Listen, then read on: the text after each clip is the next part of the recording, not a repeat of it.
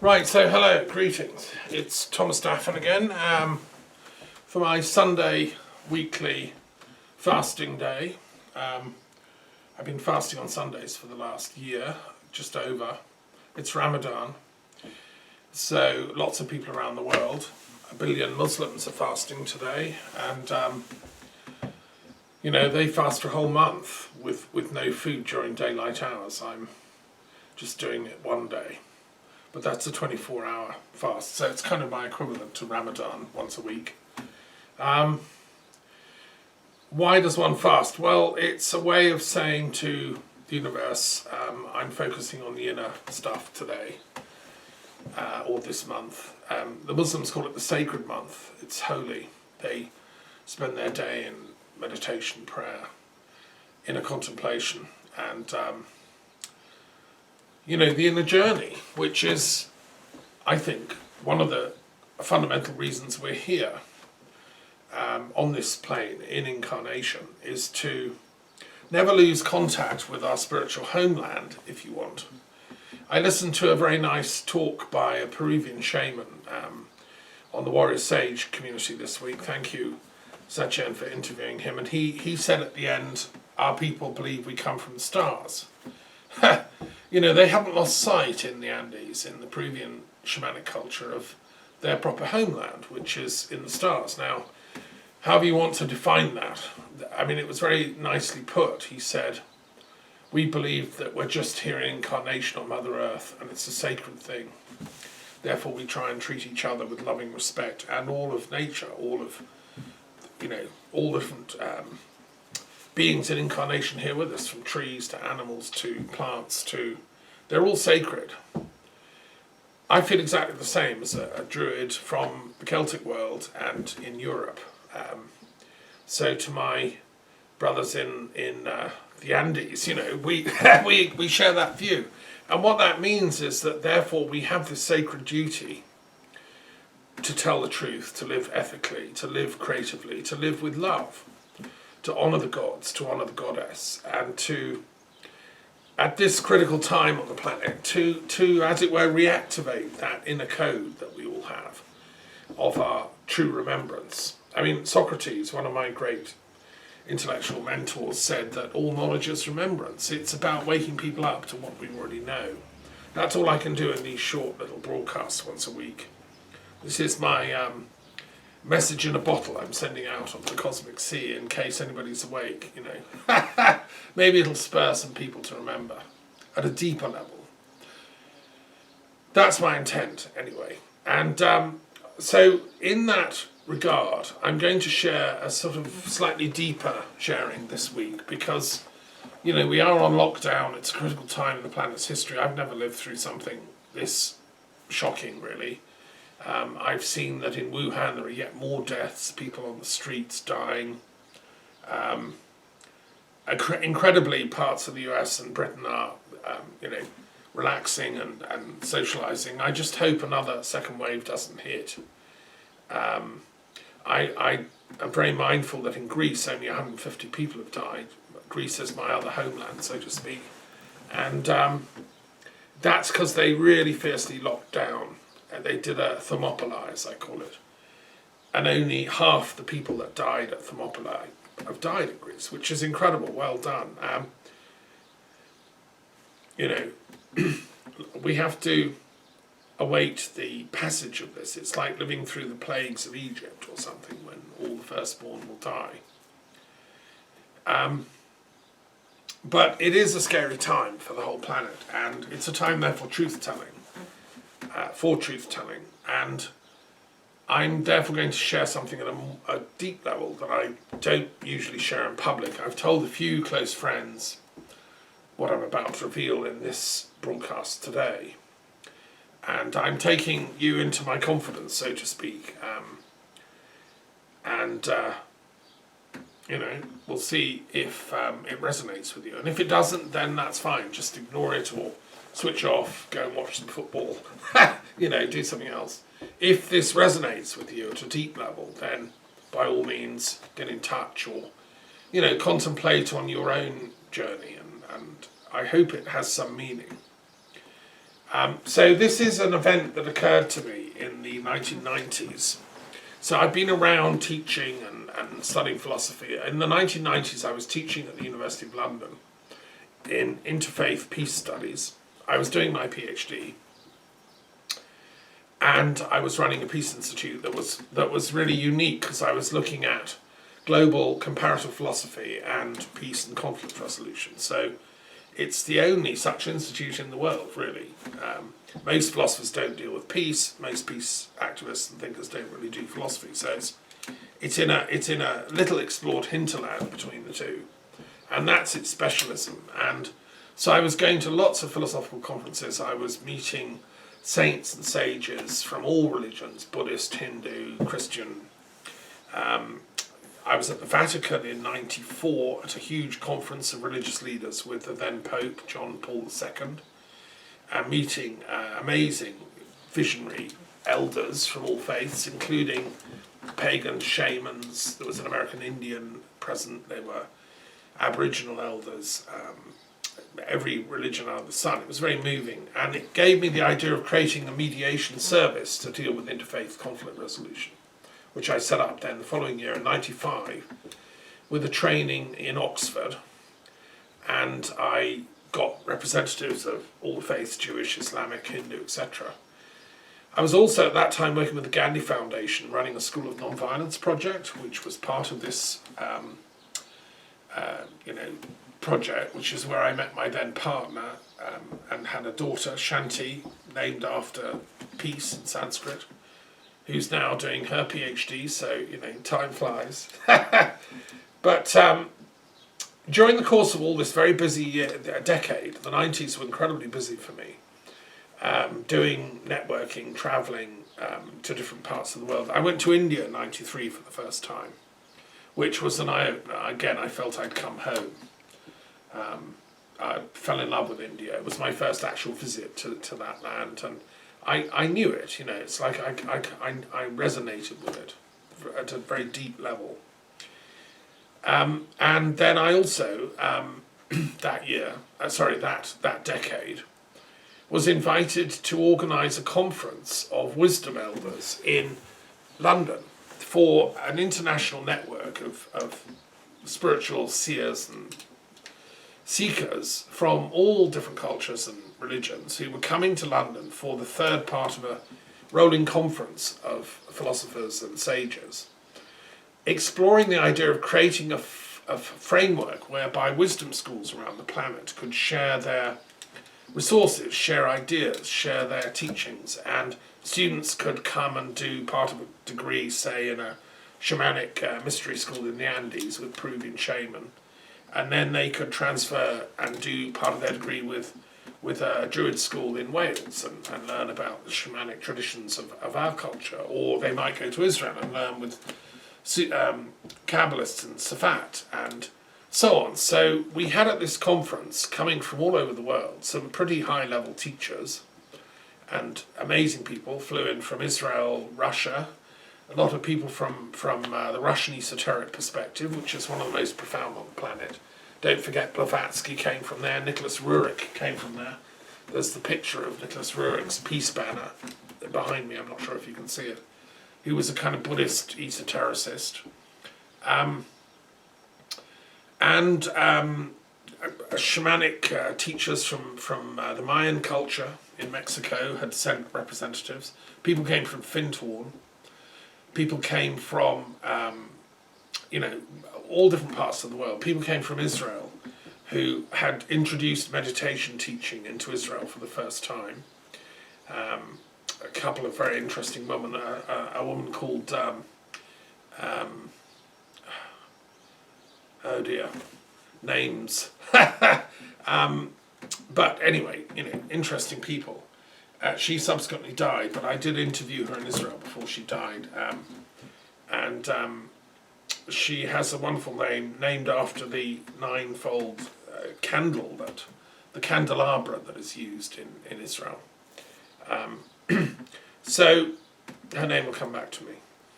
And then I was asked to coordinate the event in London, which was a great honour. I mean, I was obviously a pedagogue, a teacher, and I was interested in the struggle of how we can educate for wisdom. Part of my thesis was exploring what is wisdom, how can you educate for it, as opposed to just like facts or information, which so much of the school curricula and university curricula even is geared to. How can we get deeper learning? So I was delighted to be asked, and I was asked by the convener of the whole thing, an American visionary who'd set up a thing called Sparrowhawk Village in Oklahoma, who was part Cherokee, part Roman Catholic, amazing woman, Reverend Carol Parrish. And we'd not met, but then we corresponded, and at the conference we met. And we I kind of did the infrastructure, the logistics, organised the hands-on stuff. And it took place at the Theosophical Society headquarters in Gloucester Place in London. Which is a great venue for this kind of thing. We had about 100 or so people come in over the 2 or 3 days of the event. And I got to know Carol Parrish and her friends. I introduced them to my colleague, Baroness Edme de Paoli, who's an amazing spiritual elder, a woman in London, who had a salon in St John's Wood where she held talks by visiting esoteric philosophical dignitaries. But people like Henryk Skolimowski, the eco-philosopher, and many others came. And David Lorimer was another, good friend of hers. We used to meet up there, and those were the days, 90s, right? So, and also simultaneously, I should say, I was running in the House of Lords, because I was living in London, a series of seminars every month, really, hosted by various lords. The main one was Lord Ennals, who was a great old school Harold Wilson cabinet member. He'd been Minister for the Disabled under Harold Wilson, and he was now a lord. We got on extremely well, and he would come into the meeting, check everyone was all right, and leave me to chair it, and then pop back, if debates were not calling him for a vote or something. He was the brother of the guy that founded Amnesty International, Martin Ennals, who I also met around that time. So the House of Lords meetings were great. They were about ethics. What I was trying to do in those meetings was see if we could bring spiritual elders, intellectuals, philosophers into Parliament to debate with Lords and MPs, and see if we could get a deeper thinking in Parliament about policy and about governance. What is governance for? Should it not be inspired by some kind of higher reason, higher wisdom? And if so, what would the debates in Parliament look like? What would the acts and bills passed in Parliament look like? Would they not be more intelligent and more deeply thought out? I was disappointed and am disappointed at most parliamentary fora around the world. They're very like sort of fencing match type settings, and people don't really share ideas at a deep level. They shout at each other and they're rude, especially, I must say, these Tories. I'm ashamed of them. They're absolutely shocking. Boris Johnson introduced, and his kind, ever since Brexit, a shocking disregard for parliamentary protocol and authentic debate. I'm a great admirer of Gladstone in the 19th century, who called for a chivalry of intellectual disagreement, like the old chivalry style with swords and shields. No, we've got a new one now. It's called ideas, and we have to struggle together for the truth. And Gladstone had a views on that, which I concur with. But unfortunately, these Tories seem to have lost the art of thinking aloud and debating with an honour given to the opposing views, really. Not all of them. I shouldn't overgeneralise. There are still some clever intellectuals among the Tories, like Chris Patten and David Tredynick, who's just stepped down as an MP, was chair of the all-party group on complementary medicine. He was a clever man. And of course Rory Stewart. But most of the clever, good ones have been forced out because the lot that are in charge now are ignorant and bad. One or two are reasonably semi-clever, but they're bad. I don't know of a single current sitting MP from the Tory party who's both clever and good. And that disturbs me. that means something very dark and sinister has happened to my country, which I've spoken about before, and I'll come back to that later on in this talk.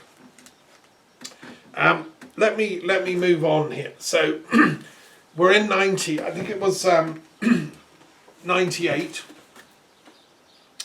and I've been asked to organise this conference in London for these visiting esoteric visionaries, I can only call them, and it was an honour to meet them all. As a result, to cut a long story short, and you can read the whole details in my autobiography, which I've written. This is coming from volume 4, which was from the late 1990s. I was invited to go to the home seminary of these Americans that had come over from Oklahoma. And I'd been to the States before. I'd been several times. I'd travelled all around on the Amtrak trains in '92. I was born in North America, in Montreal, so, it always feels like another going home experience when I go to North America. And I was deeply, happy to be invited. And I was invited to run a workshop at the seminary. And just beforehand, there was another teacher giving a course, like a week-long course, to students that had come from all over the States and some residents, because this place, Sancta Sophia Seminary, was a bit like the Findhorn of America at the time. And it had spiritual seekers from all over the place, a lot of whom were part American Indian. And what I discovered when I got there, and I was given a tour and met these amazing people, spent a lot of time in the bookshop and the library, as you would expect from me as a scholar. That's my place I home in on. But I also went to Oklahoma University. I discovered the local Native American Indian Studies Center, which is quite important at Oklahoma University. I love that city and the university there. And the Native American Studies program in Oklahoma is important because that was where a lot of the Indian tribes from the East Coast and the eastern parts of the US had been forced to move, to emigrate, by the gradual encroachments of European culture onto their lands. And they were sent across the river Missouri to what was then called Indian Territory. Now it's called Oklahoma. It wasn't. And it wasn't a state, it was just like Indian Territory, send them over there. So there's a lot of very profound Native American teachers ended up there. And the place we were meeting, Tahlequah, had great significance because it's a name in American Indian, Cherokee, I think, which means two is enough. And I was told a story that during the Trail of Tears, when the Cherokee Nation were forced out of South Carolina and around there, they were sent on this march of over 1,000 miles I think in the winter, with not enough protection, blankets, and loads of them died. At the behest of the American government, which was then under Andrew Jackson, who was a bit of a thug. And they were deprived of their lands, It's like being sent, like all these refugees that you see on the telly being forced out of Syria or wherever. That happened to these native peoples. And they ended up, 3 scouts had been sent out a few weeks or months before the column was going to set off by the chiefs, and they were told, look, you scout out a place where we'll go, the other side of the Missouri. And so the 3 of them crossed the river and went off looking for land, and eventually only 2 of them met up. Not sure what happened to the 3rd one, and they met at this place, Tahlequah, which means 2 is enough. And they decided that was the best spot to come, because it had everything. It had a river, it had woods, it had fertile plain, etc.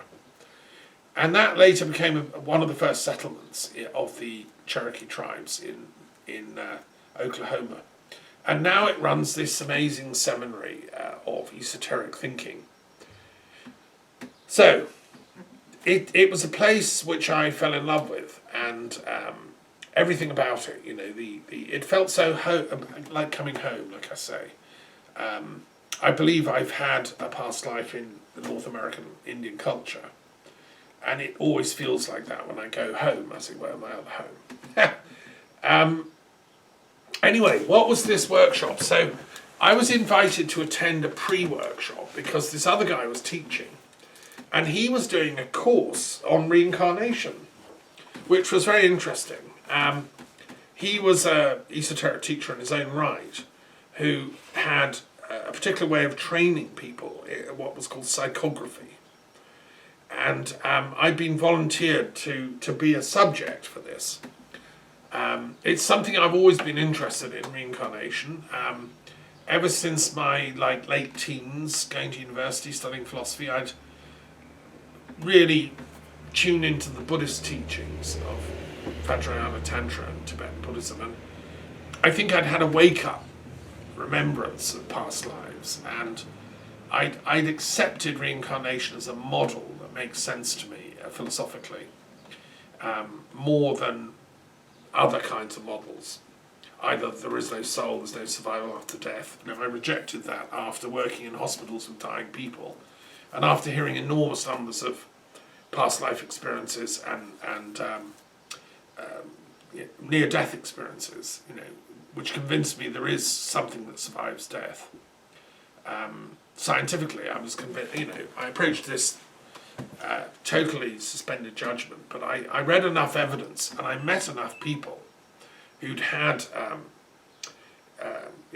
these kinds of experiences to absolutely believe that this is factual. They're not making it up. So then I was interested, and I'd never had an official past life regression before. So this was an opportunity, I thought. So here I am in the library. Actually, it took place in Sparrowhawk Village, with and different people who volunteered to be subjects had different trainers. I had an amazing trainee woman who was a priest, actually, called Reverend Catherine Klimstock, who was going to explore the psychography. Psychography means the geography of the soul, if you want. Now, of course, so what happened? Well, I'm not going to go into absolutely every detail, but I want to share the general gist so that you understand where I'm coming from. And I'm sharing this with you in the interest of truth, because, as I say, this is a critical time for the planet. We're on, planetary standstill, and there's no guarantee that this is going to be resolved anytime soon. We're hoping that medical science will find a breakthrough, but and I'm hoping that if somebody has manufactured this as a bioweapons or as a medical leak from some laboratory, that they will come clean. Now is the time for truth-telling. We have to heal this. And as I said some weeks ago, before this coronavirus thing broke, I said I approach philosophy as a doctor, a medical doctor. I'm a doctor of philosophy. That means I take philosophy as seriously as a medical doctor would. And you cannot diagnose people unless you share the truth with them. We can't get a planetary diagnosis on what's happening on this planet until we get a proper diagnosis, which means a gnosis that flows between two portals, a diagnosis, i.e. the doctor and the patient. So that's in the interest of truth that I'm sharing this, right? And as I say, suspend judgment, just listen. So I'm put out into a light trance or a deep trance, and then one is envisioning being on a cloud, totally at peace, like totally relaxed. It takes about 20 minutes to get to such a state of deep relaxation. And then from that, Catherine said, okay, so now descend to the earth. I want you to touch your feet gradually come down, touch your feet on the earth. Where are you standing? And I was standing in shallow water. I had bare feet on. And it was a beautiful sunny day, it was hot, and she gradually took me through, where are you, what are you wearing? So I was standing in the shallows of the Nile in Egypt, which is somewhere I've not been before, so I was slightly, it was, wow. But that's where I was, right? And so what are you wearing? Well, I was wearing a white cloth kind of garb, which turns out to be priestly clothing. I was a priest attached to a temple school. Near there, I was not far. I was doing some kind of a prayer ceremony in the river. And she then asked lots of questions and took me through. It was like an interview she did, like, who are you, And so I was a temple priest teacher attached to this school, which was doing all kinds of esoteric philosophy. I'll read out from the passage in my autobiography rather than summarize it. So it transpired that I was a spiritual teacher based at this particular temple, which had a school attached to it, a kind of advanced spiritual university. We had students who would come and study with us from all over Egypt, and indeed from overseas as well. We had students that came from the Indian world, Greece, from all over the Mediterranean, some even from as far afield as Britain and Gaul, Druids in fact. What era is it? What epoch? She asked. Well, it was late in the history of Egypt. It was in Hellenistic times, I said. There were even a few Romans about. In our school we used Egyptian, Demotic, Greek, many languages. We studied them all. We had experts on them. We used the library at Alexandria, which was not too far away by boat. We used to borrow scrolls from there when we needed them. In fact, we had a close reciprocal arrangement with the museum there, and many of their advanced students came to us for spiritual retreats and initiations. She took me forward a few years. So this is what they do in these regression things. They sort of take you into a moment in your life, and then they say, now go forward 2 or 3 years. And then an issue came up. One of my students, a very advanced soul, had been very precocious.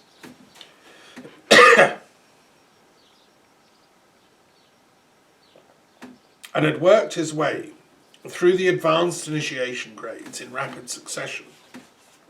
So in this temple school there was like an initiatory thing, a bit like Freemasonry or something. You mastered one field of spiritual experience and knowledge, a bit like Druid training or any kind of priesthood training. Like if you're going to be a Roman Catholic priest or an Anglican priest, you go through several years of training.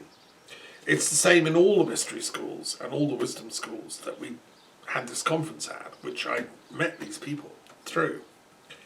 Anyway, so one of my students, this very advanced student, he was now due to complete his training. He was expected to complete all the grades in only 1 more year. He came to me, however, and asked to be excused early. He wanted to go home and check on how things were going there in his homelands, which were in the eastern Mediterranean region.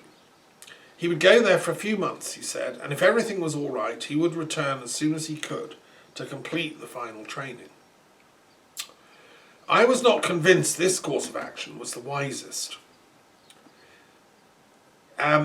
He had what was arguably still to undergo the most important of the initiations and its accompanying teachings, which I was organising, but I wasn't the only person giving it. I was the academic head of this school, but there were other people that were part of the initiations. And this concerned the mysteries of the goddess herself. Without that, a lot of what he'd received so far might only have the effect of puffing up his knowledge into pride. Once he'd received the goddess teachings, the final goddess teachings, he would be grounded in indestructible humility and wisdom, both.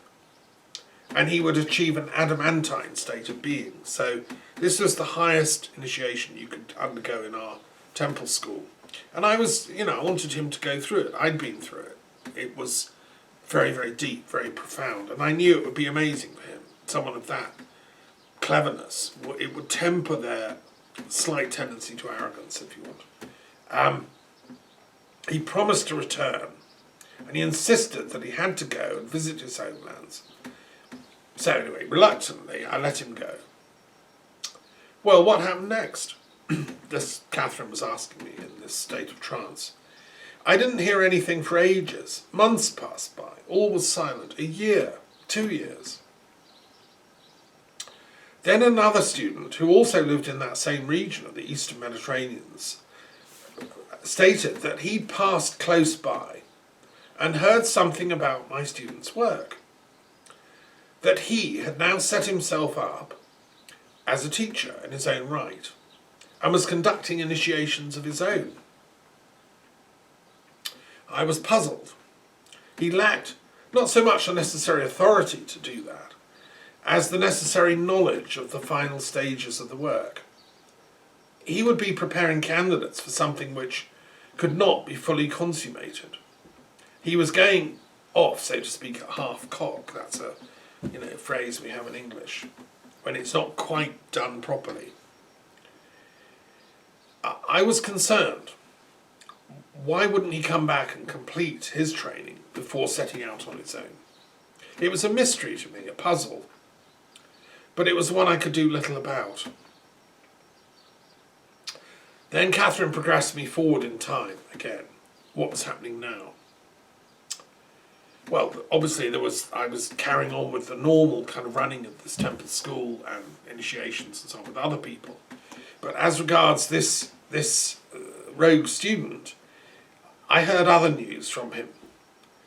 His teaching had begun to get the attention of the authorities, and he'd been arrested.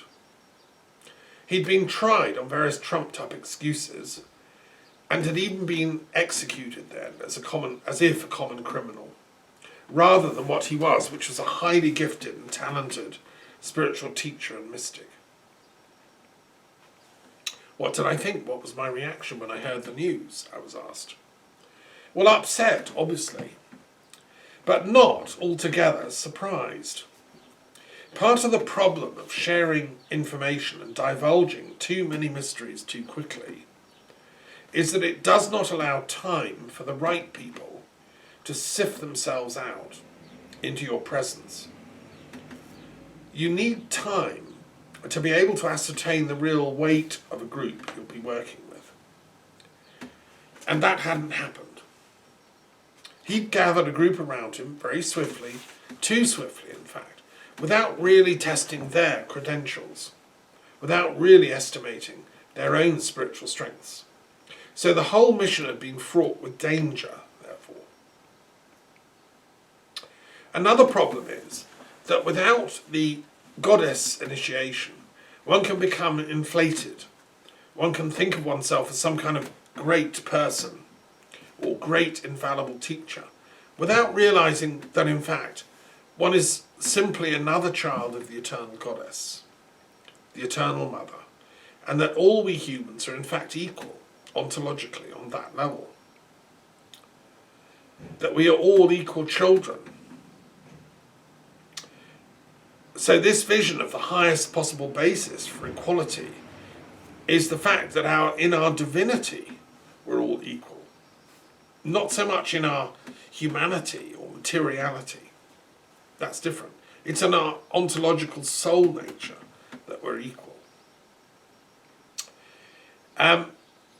But that was part of the vision that this highest initiation gave, which he had skipped. And so without that, you can become inflated, you can become arrogant. It seems, and this is what came out in this regression